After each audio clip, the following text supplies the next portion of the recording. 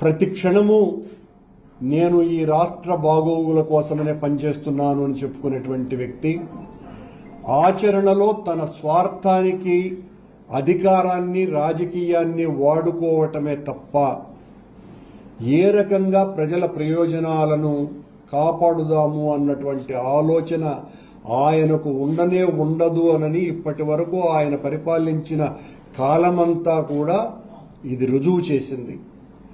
ఈయన హయాంలోనే గతంలో గోదావరి పుష్కరాలలో దాదాపు 30 మందికి పైగా ఈయన ప్రచార ఆర్భాటం వలన తొక్కిసలాటలో చనిపోయినారు, కేవలం ప్రచారం కోసమని.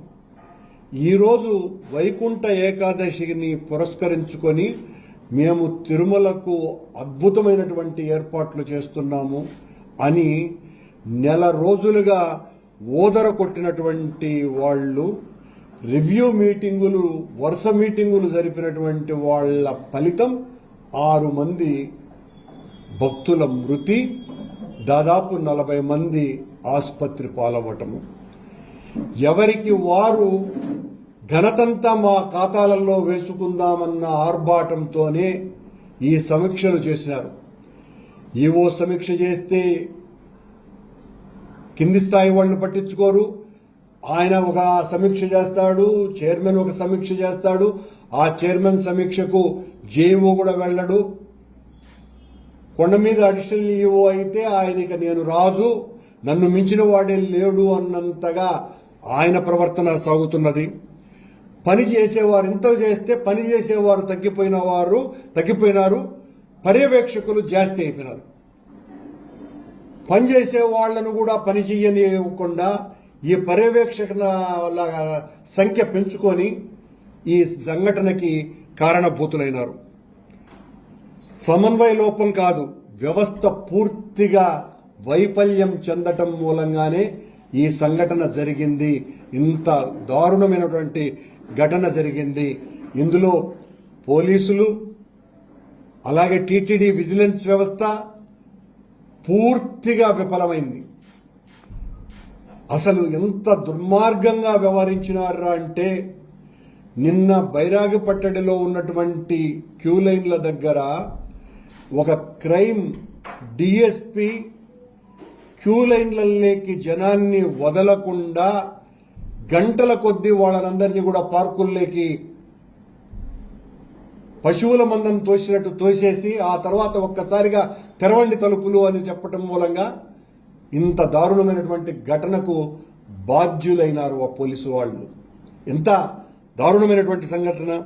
క్యూ లైన్లో ఉండేటువంటి వాళ్లకు నీళ్లు లేవు, ఆహారం లేదు, పరామర్శించే వాళ్ళు లేరు, ఏర్పాట్లన్నీ బాగున్నాయని మాట్లాడే వాళ్ళు లేరు.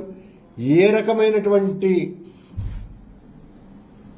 సదుపాయాలు లేకుండా ఇవన్నీ కూడా గతంలో మేము అధికారంలో ఉన్నప్పుడు మేము చాలా చక్కగా, ఈ రోజున ఎంత ఒత్తిడైతే ఉన్నదో ఆ రోజు కూడా అదే ఒత్తిడి ఉండినా కూడా దాదాపు 10-15 రోజుల ముందరే, నేను మొదట శాసనసభ్యునిగా ఉన్నప్పుడు టీటీడీ అధికారులందరితో కూడా సమన్వయం చేసుకుని మొత్తం క్యూ లైన్లన్నింటినీ కూడా చూసేటువంటి బాధ్యత తీసుకున్నటువంటి సందర్భాలున్నాయి.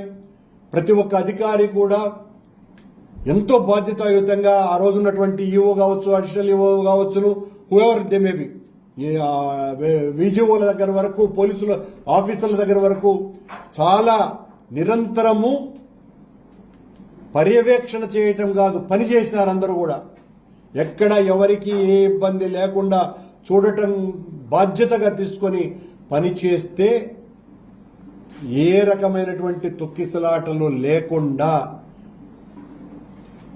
చాలా అత్యద్భుతంగా మేము నిర్వహించినాం. కానీ ఈ రోజున పరిస్థితి ఏంటి?